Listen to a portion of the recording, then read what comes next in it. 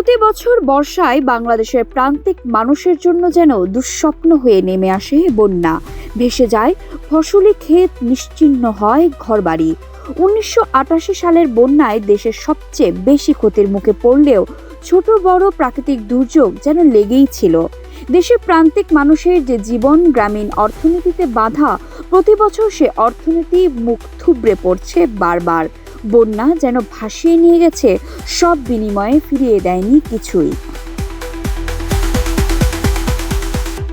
শোনা যাচ্ছে বাংলাদেশে হতে পারে এমন একটি বন্যা যা বিগত 5 বছরের হওয়া সকল বন্যার চেয়ে ভয়াবহ আকার ধারণ করবে।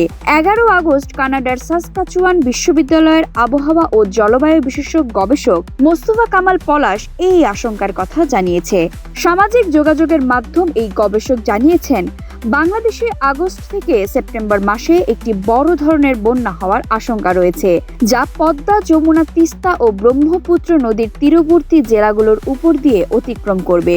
তিনি আরও জানান, 2020 সালের পর প্রকৃতপক্ষে কোনো বড় বন্যা হয়নি। 2022 সালে সিলেট, 24 সালে চট্টগ্রামে যে বন্যা হয়েছিল তা ছিল মূলত পাহাড়ি ঢল। পাহাড়ি ঢল হলেও বর্ষায় তৈরি হওয়া এসব বন্যায় ক্ষয়ক্ষতি নেহাত কম নয়।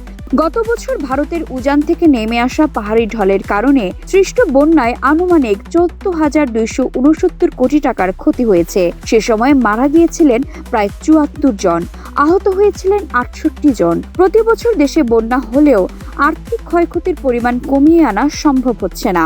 বিশেষ করে ফসলি ক্ষেত, মাছের ঘের প্রতি বছর বন্যার পানিতে ব্যাপক ক্ষয়ক্ষতির সম্মুখীন হয়। তার উপর বন্যায় বাড়ে নদী ভাঙনের প্রবণতা। বিশেষজ্ঞরা বলছেন, এক্ষেত্রে সুষ্ঠু নদী শাসন অপরিহার্য। নদী খনন, বাঁধ নির্মাণ এবং পানির প্রবাহ নিয়ন্ত্রণের মতো কার্যকরী পদক্ষেপের মাধ্যমে বন্যার প্রভাব হ্রাস করা সম্ভব। পাশাপাশি জনগণকেও এই বিষয়ে সতর্ক থাকতে হবে।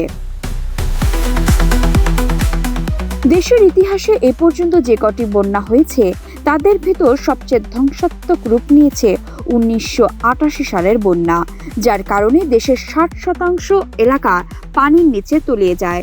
ভাটির দেশ হওয়ায় প্রতি বছর বর্ষায় উজান থেকে নেমে আসা পাহাড়ি ঢলের বন্যায় স্থবির হয়ে পড়ে গ্রামীণ জনজীবন।